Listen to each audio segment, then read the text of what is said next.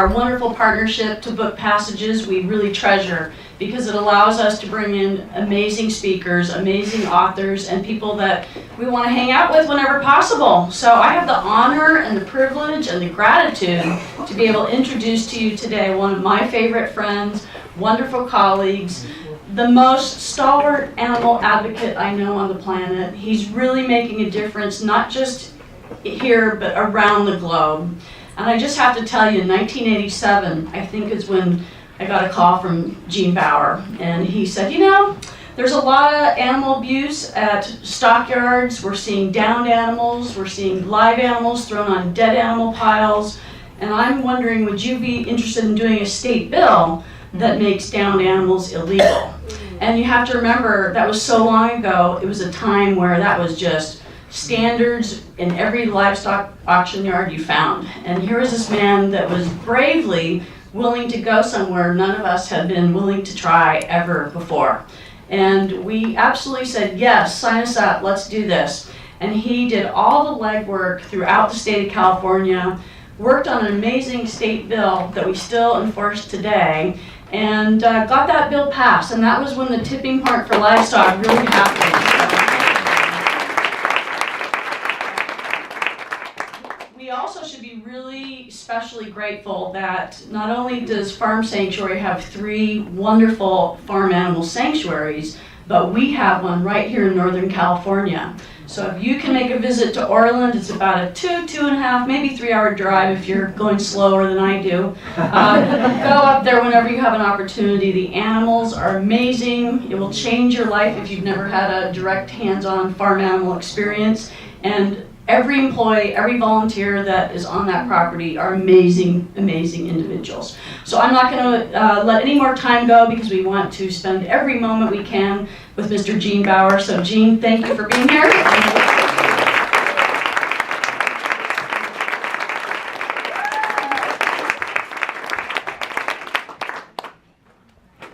Well, thank you very much, Cindy, and thank you all for being here on this beautiful day when we could be out running in the sun. But it's wonderful to be here in Marin County. This is, a part of the world that I think has a voice and sends out ripples around the rest of the world. So it's great to be here. Now, how many of you saw The Daily Show? Anybody not see The Daily Show? A few haven't. Okay, you got to check it out. I was on The Daily Show last Monday when my book first came out, and the way that whole thing happened is kind of interesting. Jon Stewart's wife, Tracy Stewart, is an animal person from way back when. She was a vet tech, in fact, when she was in college. And they were on vacation on the Jersey Shore, and they were staying in a rental house, and somebody had left a book behind. And it was my first book. Tracy picked it up, she read it, and became re-energized to get back to looking at animals and working with animals. And so the family has been thinking about these issues a lot lately.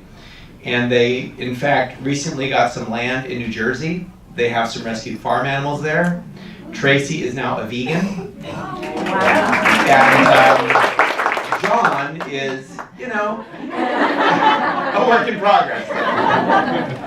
But even vegans, myself included, are works in progress.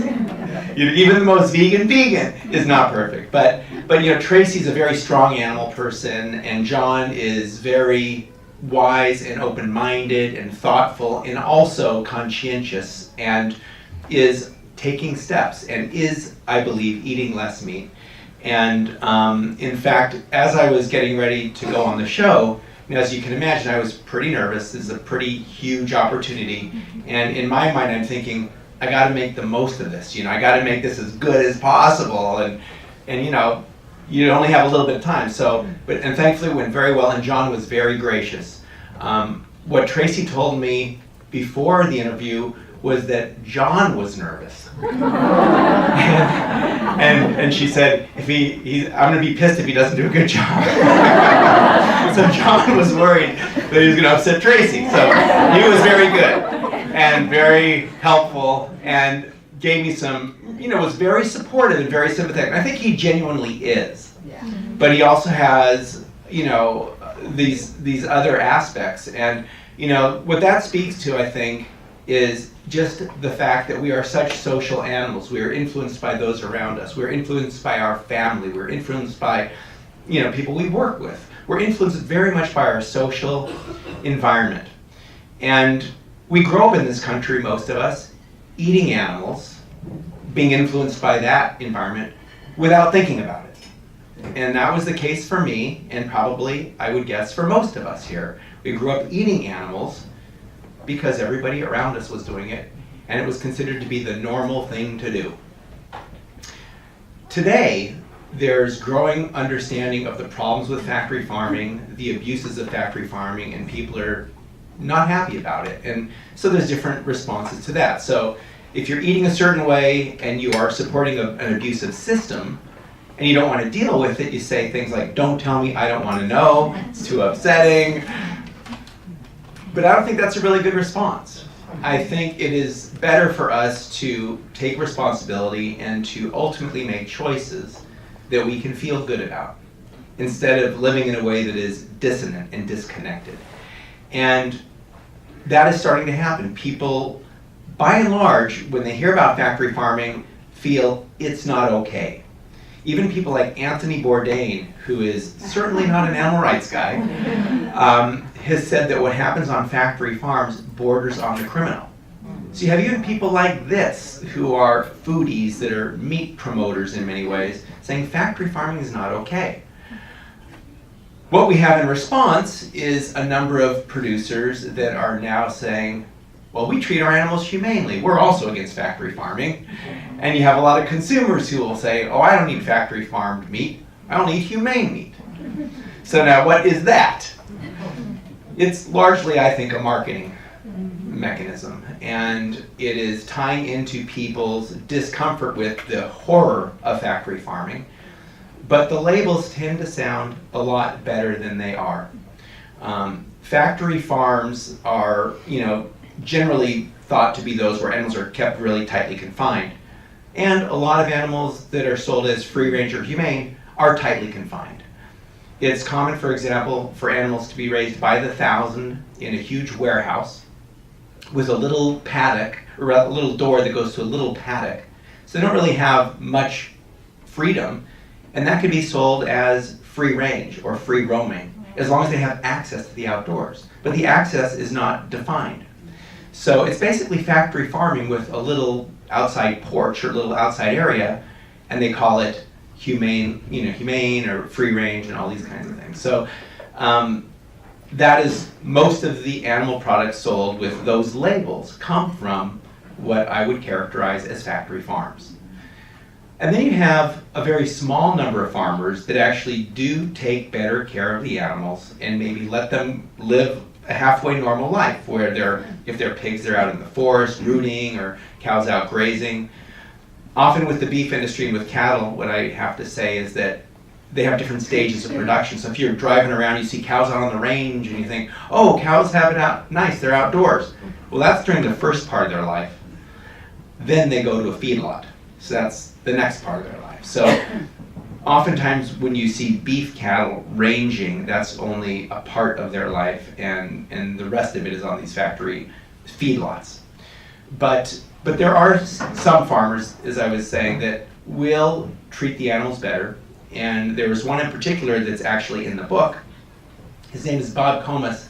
He was a pig farmer in upstate New York. And had anybody here heard about Bob Comas or read anything he's written in the Huffington Post? How do you spell his last name? C-O-M-I-S. Okay. Bob Comas. So he's a pig farmer, and he would raise a few hundred or maybe 1,000 animals a year. Not a big place. I've actually visited his farm. The pigs are outdoors, they're in the forests.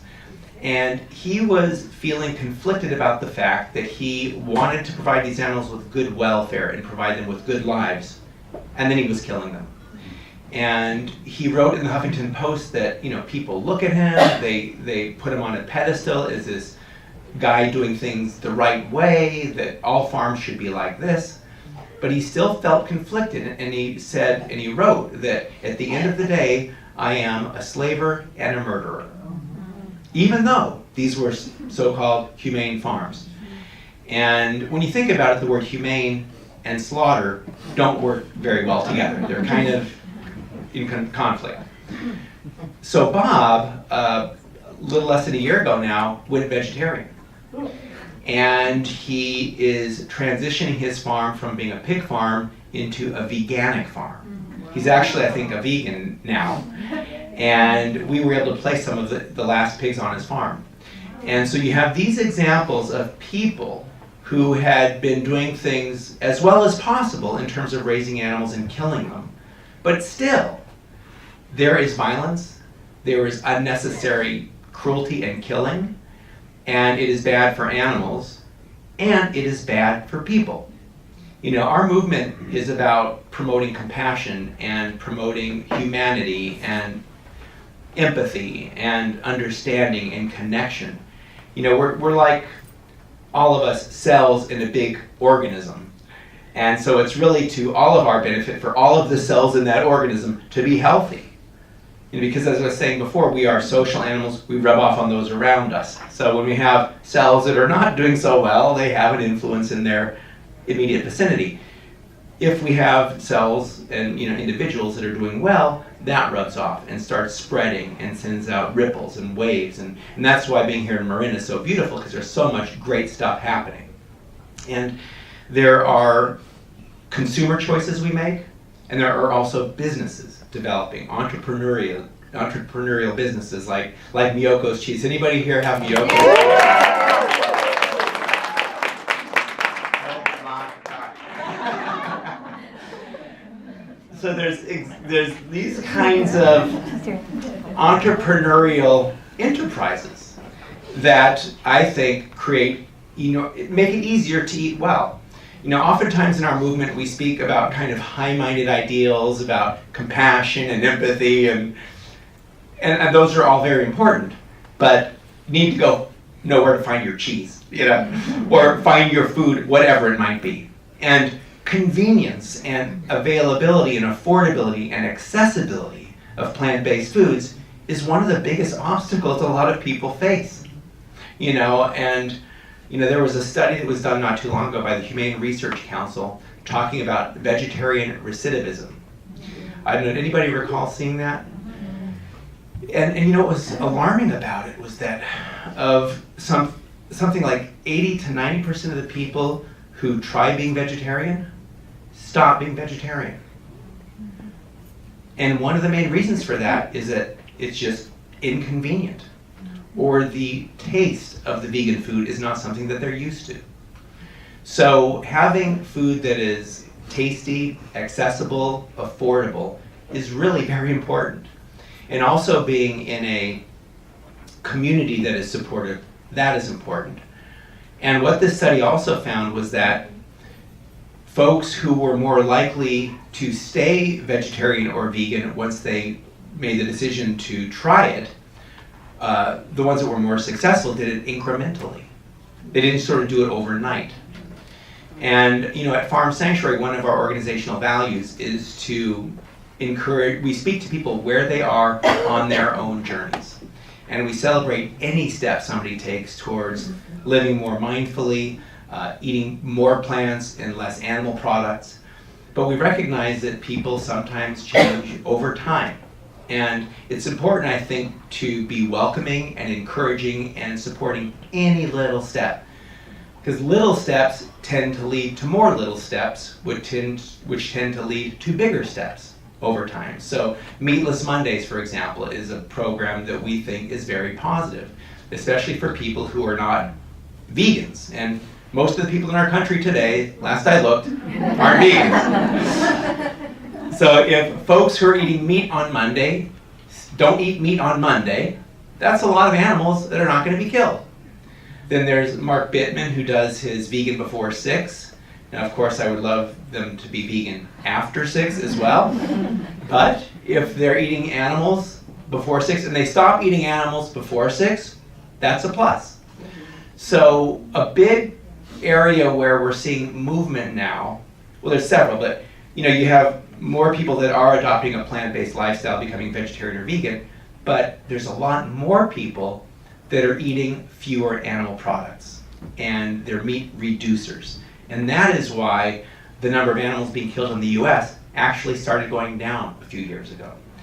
So these are very positive trends for us to encourage and support, and it's an exciting time to be vegan. It's never been better. So the book, Living the Farm Sanctuary Life, sort of builds on the first book. The first book was kind of a description of how Farm Sanctuary started. Going into farms, documenting conditions, finding animals left for dead, rescuing them, taking care of them, watching them heal, healing as they heal. Farm Sanctuary is a place of transformation where the animals are our friends, not our food.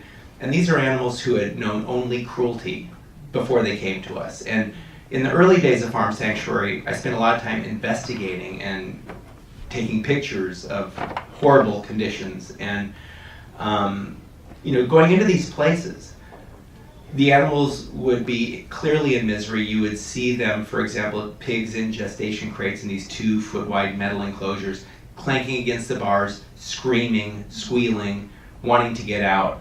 The air being thick with toxic fumes. The concrete floors covered with feces. Underneath these slatted floors, there's like a cesspool just emitting these fumes from the waste. It's an ugly place for animals and for people. Farm Sanctuary is the exact opposite. The animals are free. They get to run around. The pigs get to root, dig their own little mud puddles, and hang out there. They get belly rubs. Pigs love belly rubs. You go up to them, and so our pigs now know that when a human comes to them, it's a nice thing. On the factory farm, it would be the exact opposite. When a human comes up to them, it usually meant pain. They're having their tail cut off, or their ears notched, or they're being, given a shot, or artificially inseminated, or who knows what. So some kind of bad thing usually would happen. So when the animals first come to us, they're frightened because they have memories, and they don't want to be in pain like we don't want to be in pain. So rescuing the animals was a way for us to help the animals, but also a way for us to heal ourselves, to do something that was an antidote, in a sense, to this horrible industry we were confronting. So, the first book talks a lot about factory farming and the inefficiency of animal agriculture and the abuse of that industry and the pollution and all those sorts of things, and what we did to try to make a difference. And this book talks more about what citizens can do not to contribute to that industry and to enjoy a healthy, happy life, like the animals at Farm Sanctuary who get to live well. Human beings also want to live well. But one of the obstacles is that we just don't know how. We've grown up a certain way, eating a certain way, and that's the norm. Thoreau talks about convenience and people going along and customs and how everybody's the same thing. And that's the easiest thing to do.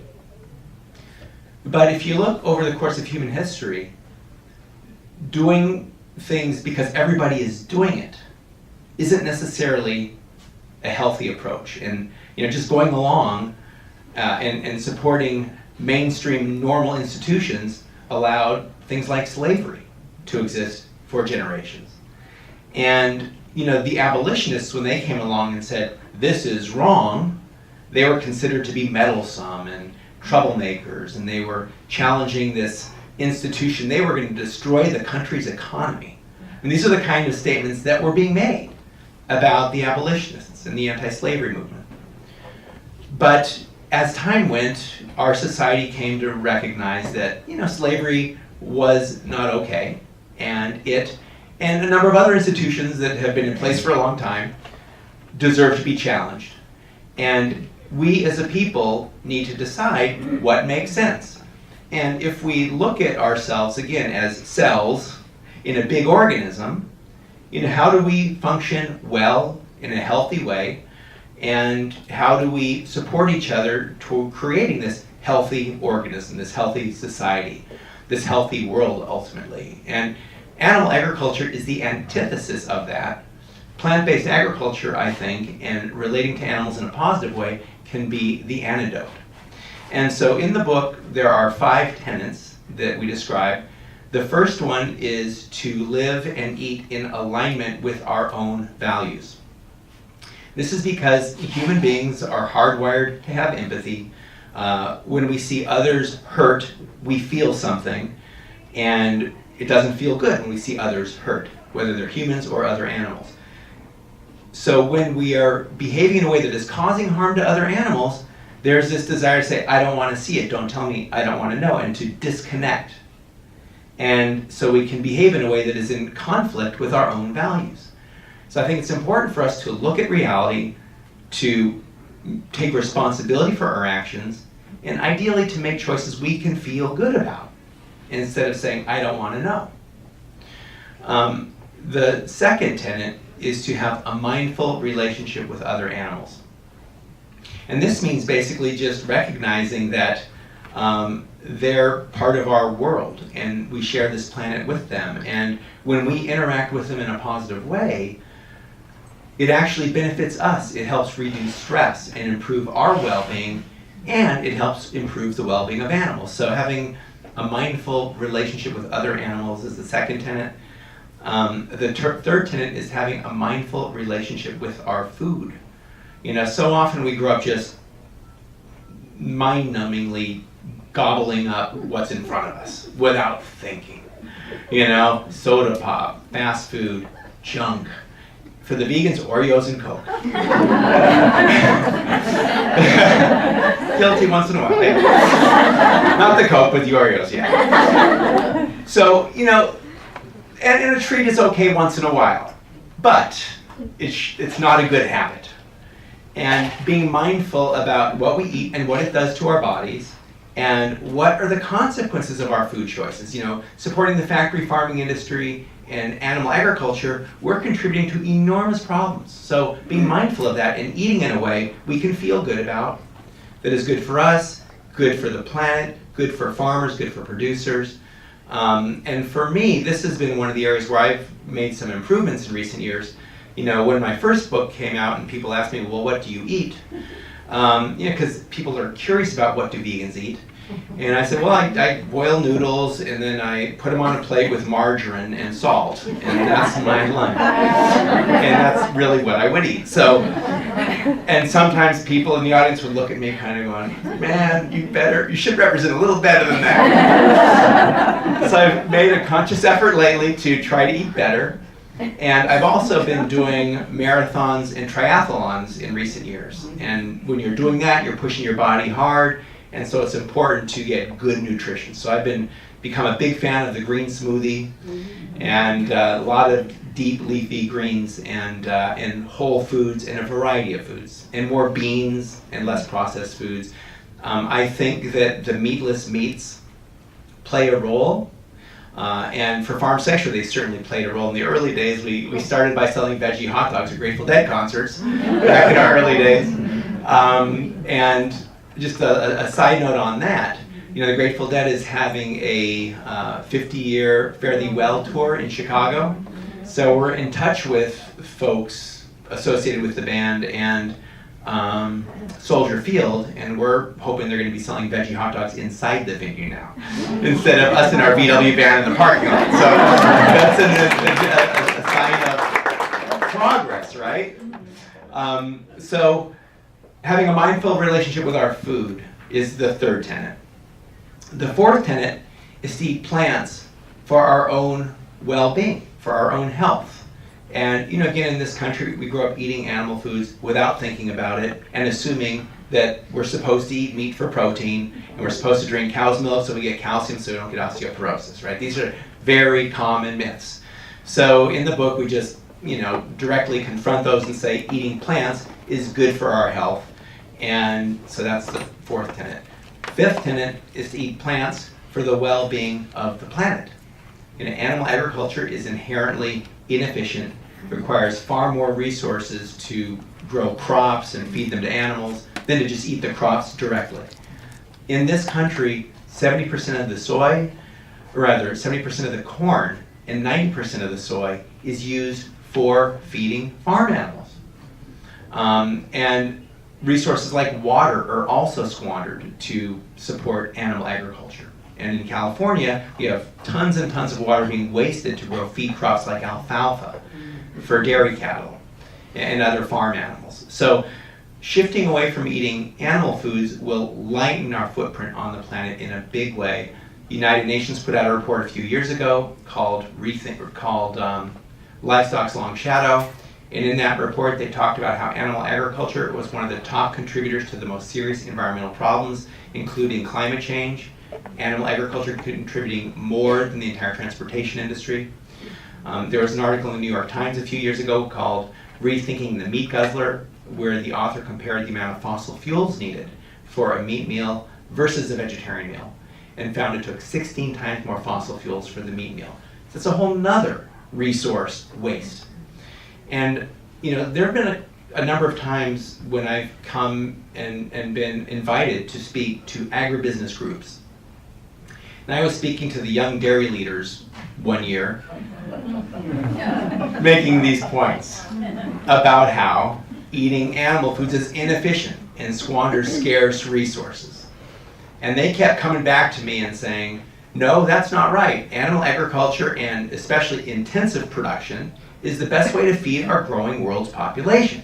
And I kept saying, if you look at the science and you look at the resources that are used for animal production versus plant production, that makes no sense. It's far more efficient to raise and eat plants directly instead of raising plants and feeding them to animals and so on. And they kept saying, no, animal agriculture is the best way, the most efficient way to feed the world. And I finally said to them, where do you guys get your information? And they told me the name of the book. It's called Saving the Planet with Pesticides and Plastics. It is not. And that was the name of the book. It's a real book. And actually, when I got a copy. Isn't that nuts? So it speaks to the human capacity for rationalization and for coming up with reasons for doing things. And when we come up with, when we have a much stronger incentive to rationalize, I think, when we feel really badly about what we're doing. I don't like meat, but I have to have it. Otherwise, I don't have my protein, right? So I don't have a choice. I need to drink cow's milk because if I don't, I won't get the nutrients and the calcium I need. Again, so it's not my choice. So there's these kinds of myths that we, I think, tend to adopt because it enables a certain behavior that is not aligned with our values, not aligned with our best of ourselves, and also not aligned with our interests. So eating in alignment with our values, eating in alignment with our interests, will take us towards eating more plant foods. But we like to frame these issues. I think it's important to frame these issues in a respectful way and also to try to find common ground.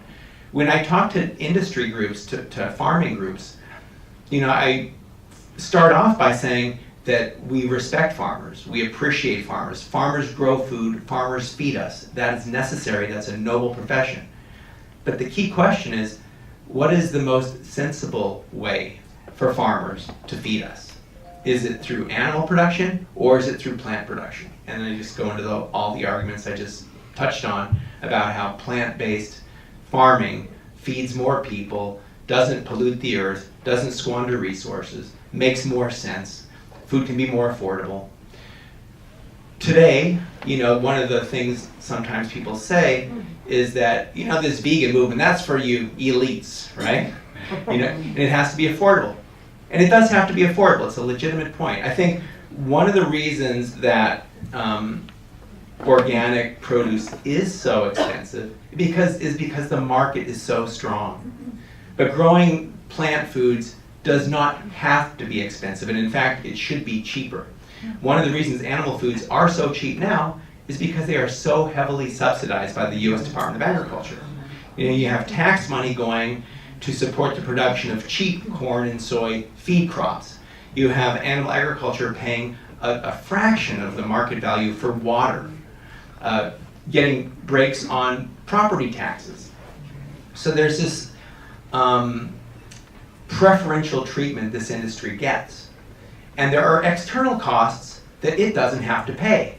The USDA also gives money to these factory farms to clean up and manage their huge manure lagoons, and to clean up the messes they make. So if the industry had to pay for these things, and if that price was part of what consumers paid for animal products, they'd be a heck of a lot more expensive. Another externality that's not calculated is the harm to rural communities. When you have factory farms in small farming communities, there's all kinds of health problems that the neighbors experience. Property values go down, the waters are polluted. In some cases you have groundwater that's polluted not only with manure, but with pathogens that are resistant to antibiotics, because animal agriculture uses like 70 or 80% of the antibiotics in this country to keep the animals alive and growing on these factory farms. So, and then the other huge externality is healthcare costs.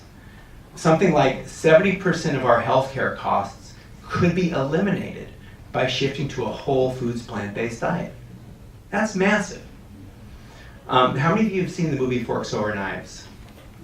Okay, how many of you haven't seen it? Okay, so most of you have seen it, but a fair number haven't. That movie makes a very strong argument for the benefits of eating plants instead of animals. There are doctors in it, and there are a number of individuals whose lives have been turned around in a positive way by shifting to eating plants. And I think that issue, health, has really had a big impact, and I think, sometimes in the animal movement, there's this feeling that people have to be vegan for ethical reasons. And, I think it is good for people to be vegan for ethical reasons. But sometimes people aren't going to become vegan for ethical reasons, and sometimes that issue actually can kind of be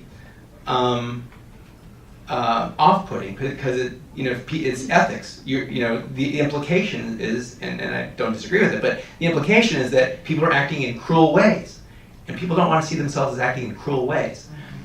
So if somebody starts eating plants for their own health, and then you say killing animals for food is cruel and inhumane, you've now validated their behavior. And it's another reason for them to hold on to it. I think the ethical issues are strong because I think they're really core to this whole thing. The health issues can potentially be addressed through technologies and new developing, ways to produce food or prepare it or something like that. So I think the ethical issues are very important, but I think today we have all kinds of gateway opportunities, whether it be health, whether it be the environment, whether it be concerns about climate change, social justice, rural communities, workers' rights. Can you imagine what it would be like to work in a slaughterhouse? Where for 8 hours a day you're cutting the throats of animals? That's not good for anybody. And even in a place where the animals aren't being killed by the thousands like they are on these factory farms, even in a place where they're killed one by one, slowly, that still does something to you. Bob Comas, the pig farmer I mentioned, said that even if killing the pigs didn't hurt the pigs, and again, it's arguable that if an animal's life is ended, that's obviously not good for the animal. But the argument a lot of times people make is that, well, they've had a good life and they only have one bad day, right? You've probably heard that a bunch of times. But they could have had more good life that was ended. So I don't buy that as an appropriate response. But if, say, the animal had a good life and then was dead and felt nothing, and say didn't feel pain, Bob Comas, the pig farmer, said, even if that were the case, it would still hurt me, as the farmer, to participate in that violence. And it's not necessary. And if we can live well without causing unnecessary harm, why wouldn't we? That's really a basic question. If we can live well without causing unnecessary harm, why wouldn't we? And I think the vegan movement has gotten to a point now where people see it makes sense. On the Daily Show, Jon Stewart was saying, basically, it makes sense. He says, okay, let me see here. You got this vegan thing over here, which means it's better for your health, it's better for the animals, it's better for the environment. But then over here, you got corned beef. So, in a sense, he's kind of making a joke about what's important, right? But as I was saying, people have these taste issues and they really want something to taste a certain way. And that's why, although it's not a high-minded, ethical matter, it's a practical, important reality. And so I think that, so Farm Sanctuary put out some tweets saying, anybody have any good vegan corned beef recipes? Maybe we can bring those to him and see how they go. But so taste is kind of an issue, and so, like Miyoko's cheese is a great example of producing something that is tasty and is going to satisfy people's palates. And I think that, and the other thing in the vegan world now, and the book has tons of amazing vegan recipes. Some of you here have provided those, so thank you for doing that. Showing that vegan food is not about giving something up. It's exploring new options and being creative and enjoying food, and that's part of the mindful relationship with our food. And it's not something that has to be cardboard or whatever. And that's another assumption a lot of times people have, that you're vegan, oh, what do you eat? And there's have been times when people have tried something vegan and they didn't like it. And they say, well, I don't like vegan food. Because they tried one thing. That's not really a very fair assessment.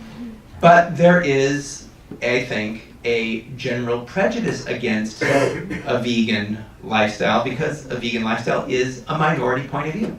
And so there's going to be a general tendency to say, well, it's a little bit scary, I don't want to think about that because I don't want to think about the cruelty, I'm worried I'm not going to get my protein and my calcium, it's better just not even think about it. So that's the fear that a lot of times people experience that prevents them from taking steps.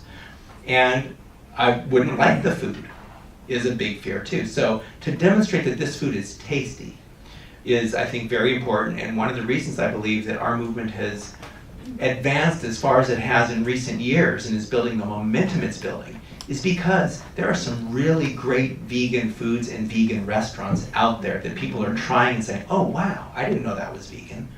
There's vegan companies that go on a Shark Tank, right? And the sharks there, this is this thing where these guys are investors and these entrepreneurs come up and try to sell their ideas.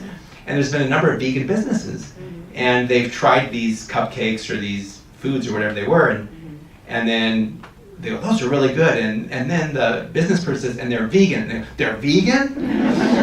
So and then vegan cupcakes have won cupcake wars.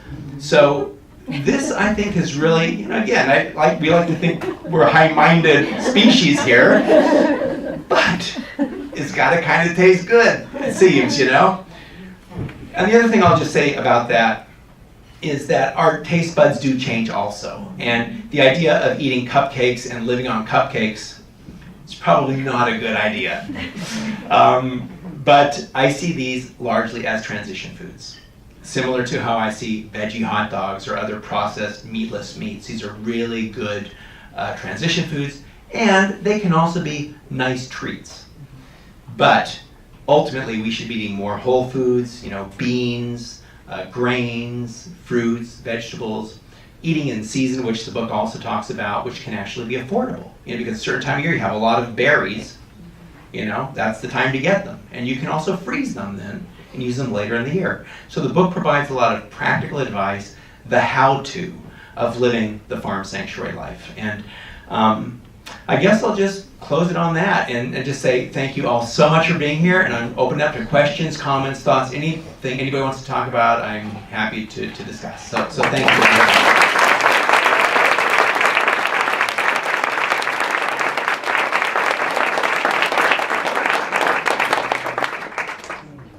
Gene, have there been any studies on critical mass? If vegetarians and vegans reach a certain amount within a community, does it kind of snowball?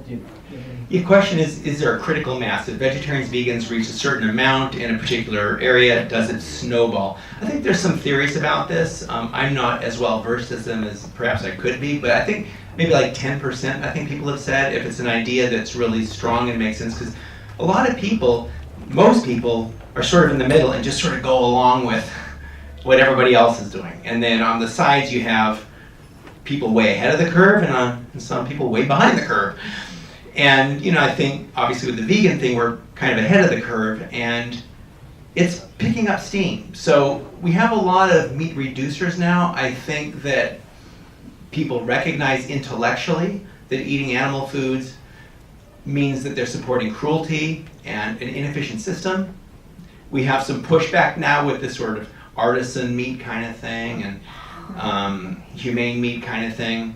But I think that those are, but in terms of critical mass, it's hard to know how close we're getting. I mean, I feel the energy building. I see businesses, I see venture capitalists investing in plant-based businesses. You know, those are all very positive indications. So there's business, and then there's sort of art, the culture.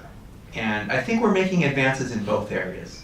It's very hard, and so we're building, and I'm not sure that we're gonna necessarily get to a tipping point that's gonna go flip all of a sudden. It might be just a continuous build, although at any point it may go fast, like you're suggesting here.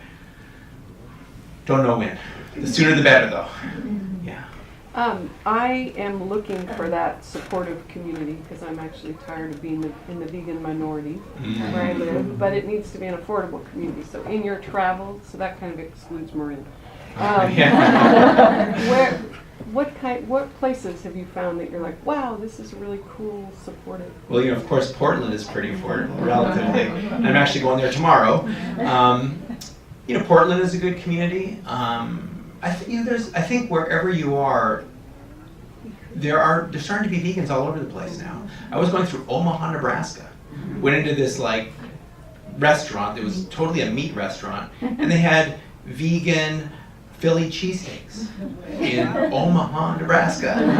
Going through Erie, Pennsylvania, went into a co-op there, and they had some vegan sandwiches. So I think there are vegan restaurants and vegan awareness increasingly all over the place. And I think, you know, wherever we are, that is ultimately where we can have an influence. Sometimes it's good to go to places where there aren't vegans, actually, and it's in some ways more difficult because there's not the support. But it's good to go. They say go where you're least wanted because it's where you're most needed, you know. And to bring a vegan awareness, you can start rubbing off on those around you. You know, but then it's also important to come to events like this and come to Farm Sanctuary and come to places where this mindset is supported and validated, because, you know, we are social animals, and to be just the one vegan over and over again is not easy. But it's also an opportunity to work on things and to grow and to work on breathing and to work on, you know, one of my mantras is you can't control others, you can only control yourself. So those tough situations are opportunities to evolve, perhaps. And when somebody screams at you, you know, if that happens, then what do? You know, you can't control that, but you can then look at how you respond to it. And, you know, our movement, I think, over the years has become much more mature and effective at creating change and influencing people in a positive way. And there's one story I tell to kind of illustrate the way not to do it and what we learned. Back in the 1980s, there was this thing called the Higgins Pigeon Chute in Higgins, Pennsylvania, a rural part of Pennsylvania. Probably heard me tell this story, or have you been to Higgins, or? No, I was working for PETA back then. And Okay. so we were a big part of that. Oh, yes. thing. Yeah, so the Higgins Pigeon Chute, okay, this is in the mid-'80s, every Labor Day weekend, the town folk get together to raise money for the community by having a pigeon shoot where they're shooting pigeons and drinking beer. So us animal people said, that's wrong, let's go stop them. So we went there and said, you guys should stop doing this, it's cruel and wrong. And, you know, and so we started yelling at them, they started yelling at us. They would say, what about abortion? We would say, your mom should have had one. And it kind of became a circus, basically. the level of discourse wasn't very high. And somebody watching from the outside would say, "What a bunch of jerks." So we said, wait a second, and changed our approach. And instead of screaming at them, we started trying to do something positive. We started trying to rescue birds who were injured. And we started videotaping and documenting what was happening so we could share that and educate the media and the community about it. And so a bird would be injured, we would run to try to catch and save the pigeon. The shooters would run to try to catch the pigeon before we did, and they would rip them up in front of us and do things like this. And their behavior now became very ugly and obviously inhumane. And it ultimately resulted in the tide turning in our favor and the pigeon shoot stopping. So effective activism, I think, means we have to model a certain type of community and behavior, and leading by example is one of the most important things I think we do, and that's why being vegan in a non-vegan place can be very impactful ultimately. And it means we're dealing with prejudices and certain beliefs people have and judgments that are not fair. But I think of somebody like Jackie Robinson, the first African American to play in Major League Baseball, and how he was incredibly denigrated and stayed above it. And I think that's the kind of model to look at. And we're human beings, so we're gonna make mistakes and we're gonna lose our cool sometimes. It's just life. But then to be reflective and say, what could I have done a little differently in that situation? And it's a constant process of being reflective and learning and trying to improve and just try to do a little bit better, knowing that we're never going to be perfect. That's just life. We're not going to be perfect. I think we have time for one last question, actually, given the time. Okay, yeah. I just wanted to thank you for what you just described and how you've behaved, because I think of you as like a mindful mercenary when it comes to, mindfulness gets used a lot, but I think that the way that you've educated and grown and the tide turning now with the mainstream really speaks to you not being blaming. You did mention something about a little pushback with the artisan community, and I lived in Marin for 20 years, and I moved to Sonoma County 5 years ago. I live in Petaluma, and in 2 weeks we have the Butter and Eggs Parade, and it's like the big deal, and it's all about agriculture. And I have some friends who started a company called the Lexicon of Sustainability, where they're really trying to help us understand the language of the labeling of our foods, so that if you do buy eggs, you don't know the difference between a free range and a pasture raised and all of that. So they're doing great work. But what's happening is there's all this propaganda around animals being killed still for artisan meats and chickens and whatnot.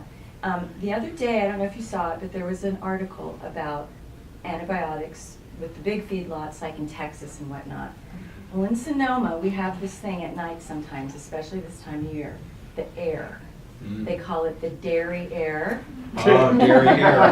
Or the Sonoma aroma. Yeah. Now, I've been trying to use your methods to help in my community to talk about all these pastures, whether they're free range or not. And I posted something, and I've actually got families asking questions now because of that article about the antibiotics in the air. Now mothers are saying, oh my God, the feces from the feedlots, because the antibiotics are in there, are coming down in the dairy air and the Sonoma aroma, and are they making our kids sick or resistant to, So it's really interesting how, when you brought that up, I just wonder, and I'll find out more from your organization about how to deal with the new propaganda that's coming out. Yeah, well, what's it called, the something of sustainability? The lexicon of sustainability. I've seen some of that stuff, and it's very interesting. I think it's positive. And I think some of this talk about humane, while I disagree with, killing being humane, I think it's a positive discussion to have. And if I'm talking to somebody who says, I only eat humane meat, I'll say, well, where do you get it? I'll start asking questions instead of saying, there's no such thing as humane meat. Because that's going to now create just a wall. But instead saying, what do you mean by humane? And then they can start describing, and then when somebody's asked and has to explain something, they're going to think a little bit more about it, and then you can actually have a conversation. A conversation is critically important. So I think the artisan meat people are part of a bigger conversation. And comes down to that question, if we can live well without causing us unnecessary harm, without killing and without certain violence, why wouldn't we? So I think that ultimately is the fundamental question, but it's a process to get to that question, and the food system is going to take time to shift as well. We've got a massive infrastructure in place supporting things as they are. We have tax incentives, we have property laws, we have things that are enabling. And then we have consumer habits that are also enabling. But consumers have choices. There's a lot of things in the world we don't have choices about, but what we eat is something that we have a lot of control about. So eating plants instead of animals is going to shift things, especially eating plants from smaller farms. Now, so you can also get factory soy, right? Not ideal either. So the ideal scenario in my mind, and a place like this I think can really be a leader and is a leader, is small community-based agriculture. Pick your own operations, farmers markets, community-supported agriculture programs. And to me, it boils down to what is the relationship with other animals and the planet? Is it a respectful one? Is it one of mutual benefit? Or is it one of exploitation? And if we're killing animals and eating them, that's obviously not to their interest. It's not a respectful relationship. But it's a very interesting time that these things are being discussed now, and I disagree with the idea that killing animals is good ever, but it's part of an evolving movement because there's a discussion about the welfare of these animals, and if one accepts that these animals deserve welfare, or at least to be treated well, killing them doesn't quite fit that, does it? So it's having a discussion, but it's a process, and everybody has to go through their own process. And we talk about being the rational animal, and as I mentioned, we're the rationalizing animal. We're really emotional animals, and if people feel good about certain things, they will do more of it. So if somebody says, "I stopped eating battery cage eggs," and we say, "Well, that's not good enough," they feel bad about that attempt. But to make them feel good or help people feel good about a step will probably lead to another step.